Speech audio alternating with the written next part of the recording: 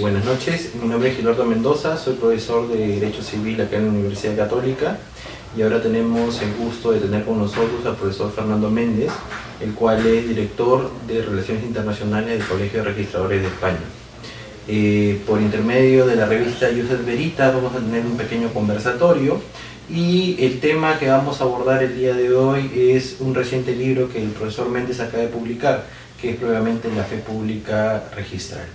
Profesor Méndez, bienvenido. Muchas gracias, Gilberto. ¿No? Bueno, la idea de este conversatorio es hacer hincapié de algunas ideas que usted ha traído o ha sacado sobre la fe pública registral. El artículo 34 de la Ley Hipotecaria Española tiene para nosotros una gran influencia en lo que es nuestro artículo 2014. Entonces, bueno, la primera idea que le suelto y que esto sea de manera libre es: ¿cuál es esta reformulación que usted hace del artículo 34 de la Ley Hipotecaria Española? Bueno, yo creo que es una reformulación original en el sentido de Gaudí del término, de volver a los orígenes. Es decir, si nosotros vemos las discusiones parlamentarias, por ejemplo, de la Ley Hipotecaria Española de 1861, que ya introdujo la fe pública registral, decía que de lo que se trataba era de ensanchar las bases de la propiedad territorial, haciendo que la propiedad fuera transmisible como un pagaré o una moneda. Que fuese un activo líquido, fácilmente transmisible. Esto no es fácil. Esto, en una sociedad impersonal, donde vivimos millones de personas que no nos conocemos entre nosotros y que tenemos que contratar entre nosotros constantemente, no es fácil, es muy difícil. ¿Por qué? Pues porque rige la desconfianza. Todos los individuos sabemos que si podemos nos ocultaremos la información que creemos que nos perjudica. El vendedor intentará ocultar aquello que crea que impedirá que el comprador compre o que ofrezca un precio más bajo, etc.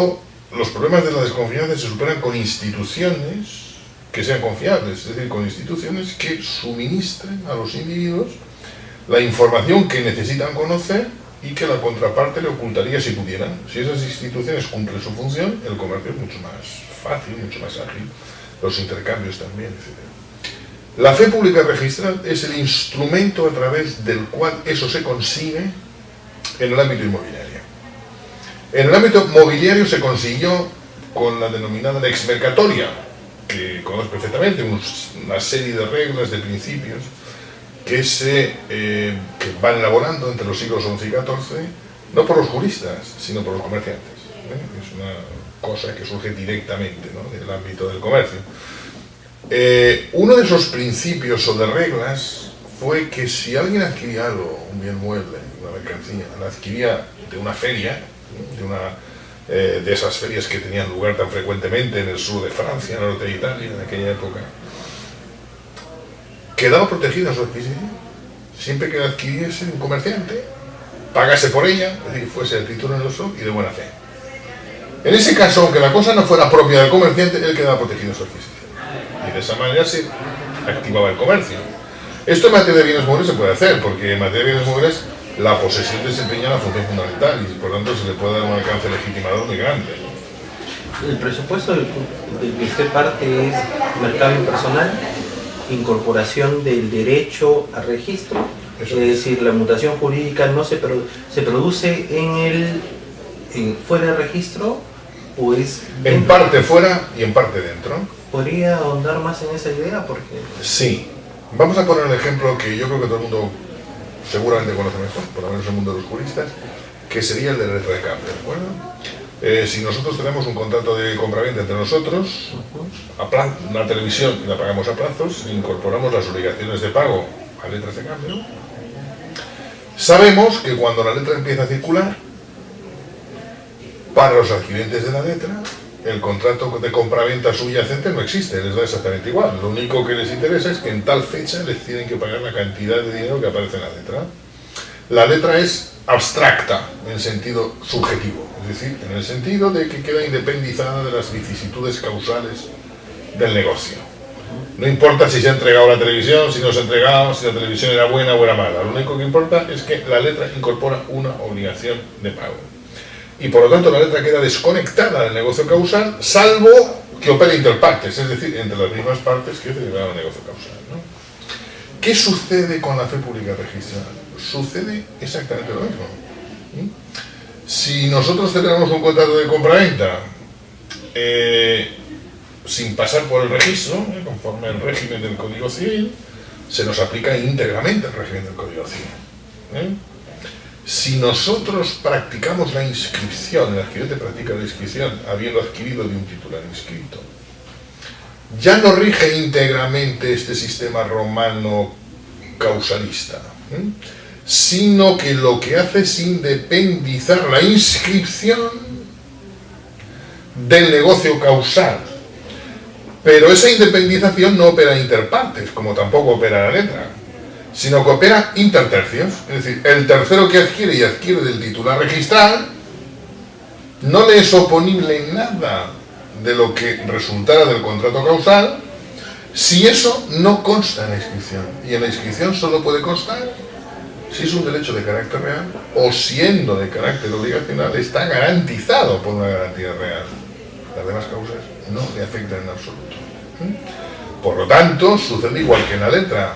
Igual que en la letra solamente le afecta lo que consta en el tenor literal, una vez que usted introduce la fe pública registral, al adquirente solo le afecta lo que consta en el tenor literal de la inscripción. Por tanto, esto reduce costes de información y de transacción enormemente. Hace que los derechos sean muy seguros y que las transacciones sean más fáciles. En ese escenario, ¿cómo queda el principio de oponibilidad? Vamos a ver, el principio de inoponibilidad, en realidad, es un concepto francés, desconocido en el derecho alemán. ¿Por qué es un concepto francés? Porque el registro francés no es un registro de fe pública registral. Es un registro de mera inoponibilidad. ¿Qué significa inoponibilidad? Significa que los documentos relativos a transacciones o transferencias de bienes inmuebles deben ser publicados en el registro. Como usted sabe, es obligatoria la publicación. Y para la publicación es necesario pagar previamente los impuestos.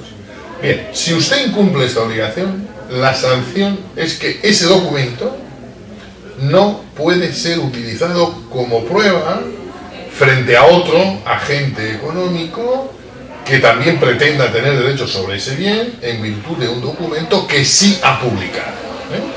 Inoponibilidad significa sanción para los documentos que no han sido publicados en el registro. De la inoponibilidad se ha pretendido generar la teoría de la oponibilidad. ¿Qué es la oponibilidad? Bueno, desde el punto de vista sustantivo, es un concepto inherente a cualquier derecho. Es decir, yo tengo un derecho porque es oponible, es decir, porque lo puedo imponer a cualquiera. Si no, yo no tengo un derecho. En el sentido documental significa que el documento en el que consta ese derecho puede ser utilizado como prueba e imponerse frente a los demás. Desde ese punto de vista, solo hay dos documentos que operen como prueba absoluta frente a todos en el ámbito de la propiedad inmueble. Uno es una sentencia por usucapión, que el juez declare que yo soy propietario porque he adquirido por usucapión, en ese caso yo tengo un título frente a todos, o bien porque yo tenga una inscripción a mi favor protegida por la fe pública registral, en cuyo caso también tengo un título que se impone frente a todos. Nadie puede prevalecer frente a él y por tanto eso me acredita, me asegura que yo tengo ese derecho. Pero el concepto originario, el concepto típico es de inoponibilidad. En Alemania este concepto no es conocido. ¿Por qué no es conocido? Porque el sistema transmisivo requiere de la inscripción, acuerdo estatutario más inscripción, y la inscripción está dotada de fe pública registral. Por tanto, es innecesario hablar de oponibilidad. No hay ninguna sanción por no inscribir. Si usted no inscribe, sencillamente no es propietario. ¿De acuerdo? Y si inscribe, no es. La construcción que usted hace sobre la fe pública registral es con el presupuesto de que estamos en España en un registro constitutivo, ¿o es un paso anterior para dar efecto justamente a una interpretación de un registro constitutivo? A ver, yo creo que el concepto de inscripción declarativa constitutiva, etcétera, debe ser profundamente revisado. Es un concepto que realmente puso en circulación Rocasastre en los años 40, pero yo creo que es bastante perturbador. ¿Qué es lo que quería decir Rocasastre? Bueno, que los procesos transmisivos se consuman extrarregistralmente y que lo único que hace el registro es publicar, declarar lo que ha sucedido fuera, ¿de acuerdo? Y que la inscripción es constitutiva cuando es necesaria para que se produzca la consumación de la adquisición. Esto sería la noción original que hace Roca Sastre. Eso, que parece bastante claro, yo creo que es muy perturbador, porque digamos que no da una idea exacta de cuál es la función, de qué es lo que sucede con un registro dotado de fe pública registrada. Evidentemente, el negocio jurídico se produce fuera del registro, y la entrega también en el sistema español, que es título más modo, eso se produce fuera del registro. Por tanto, esa parte del proceso transmitivo tiene lugar fuera. Ahora bien, el contrato más la tradición solamente transmiten la propiedad si quien vende es el dueño. Y el dueño, cuando estamos en presencia de un registro de derechos, es el titular registral. Si yo adquiero del titular registral, estoy adquiriendo del quien el Estado me dice que tiene legitimación para disponer. Primera participación del registro en el proceso transmisivo. Y segundo, una vez que yo he adquirido de ese titular registral, ha tenido lugar el contrato, además ha tenido lugar la entrega, yo puedo hacer dos cosas: no hacer nada y decir, bueno, con el contrato más la tradición tengo suficiente, esto para mí es suficiente, en cuyo caso corro un riesgo porque el Estado sigue publicando que el dueño es el transmitente, sigue figurando en el registro como titular registral, o bien me dirijo al Estado, al registro, y digo, he celebrado un contrato más tradicio, solicito que usted me reconozca como dueño. Si el Estado lo reconoce como dueño, para lo cual es necesario que esos contratos, etcétera, se acomoden estrictamente a la legalidad vigente y acepta la inscripción, en ese momento el adquirente tiene un derecho erga omnes, es decir, que se impone frente a todos, mientras que el contrato solo produce efecto inter partes, entre el vendedor y el adquirente, pero no frente a nadie más. Esta es la segunda participación del registro en el proceso transmisivo. Es decir, primero, suministrar quién es el legitimado para disponer, y segundo, suministrar un título erga omnes. Por lo tanto, el registro forma parte del proceso transmisivo y en ese sentido se puede afirmar que es constitutivo.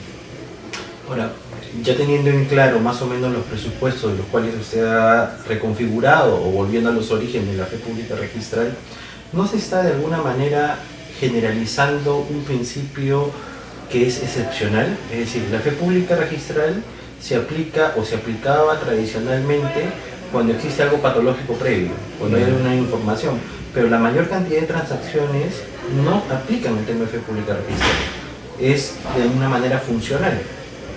Bueno, esto supone afirmar que la fe pública registral solo opera en el caso de que haya doble disposición por parte del título registral. Correcto. Y que en los demás casos no opera. Correcto. Bien, yo creo que no. Yo creo que la función de proteger a este segundo adquirente, que en la doctrina tradicional se denomina adquirente anodómino, y yo creo que no es así, porque creo que el primer adquirente es un adquirente obligacional y el segundo adquirente es un adquirente que adquiere de un titular real, que es el registral y queda protegido por una regla de propiedad. Chocan regla de propiedad frente a regla de responsabilidad y prevalece la primera. El primero no es un adquirente, no es el verbus dominus, es el adquirente obligacional, por así decir. Pero bien, aceptando, digamos, la posición clásica, ¿qué sucede si no hay doble disposición? Entonces la fe pública registral no sirve para nada, no funciona. Funciona y mucho. Primero, suministra al mercado el legitimado para disponer. Si no hubiera fe pública registral, usted podría adquirir de alguien que figura en el registro, pero que el registro no lo legitima para disponer. Simplemente establecería una presunción más o menos fuerte, pero simplemente. Segundo, y esto es muy importante, invierte los riesgos. Fíjese qué es lo que hace la letra de cambio, volviendo a la letra, en relación a la cesión de créditos. Lo que hace es invertir los riesgos para que la cesión de créditos sea posible. Si usted cede un crédito por el sistema civil de la cesión de créditos, lo que adquiere, como decía Scarelli, es una auténtica caja de sorpresas. ¿Por qué? Oiga, porque a usted lo que le son oponibles por parte del deudor son no solamente la extinción del crédito, sino las causas que tenía contra quien le cedió, las causas de oposición que tenía contra quien le cedió a usted el crédito. Claro. Usted sabe qué causas de oposición eran esas, no como no se nos diga quién le cede el crédito, ¿no? ¿Qué sucede en el ámbito del derecho inmobiliario con la fe pública registral? Lo que sucede en el ámbito del derecho inmobiliario con la fe pública registral es que produce lo que podríamos denominar, o yo denomino, abstracción registral o abstracción intertercios. Es decir, si un adquirente adquiere del titular registral, a ese titular registral le afecta lo que diga la inscripción. Pero las causas de anulación, resolución, las vicisitudes causales que puedan afectar a negocios jurídicos anteriores relativos a ese mismo bien, al adquirente del titular registral no le afectan. Solo le afecta lo que diga el registro.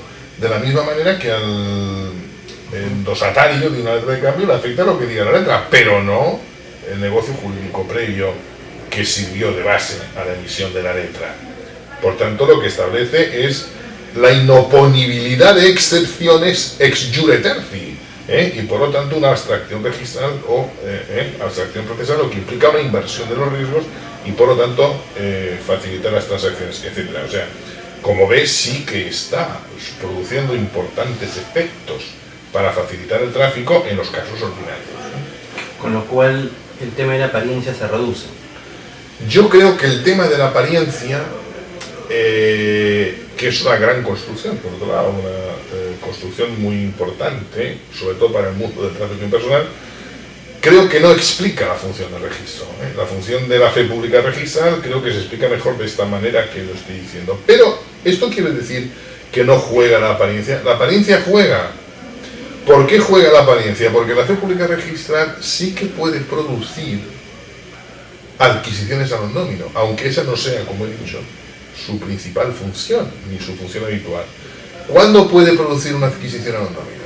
Supongamos que el adquirente sabe que quien está vendiendo no es el titular registral, sino que ha cometido un fraude de identidad, se ha hecho pasar por el titular registral, el notario no lo ha detectado, se celebra el contrato de compraventa y el comprador sabe que quien le está vendiendo no es el titular registral, sino que es otra persona que se hace pasar por él. ¿De acuerdo? Bueno, en este caso se plantea la cuestión de si el adquirente queda protegido por la fe pública registrada o no. Yo creo que no. Pero ahora viene este adquirente y vende a otra persona.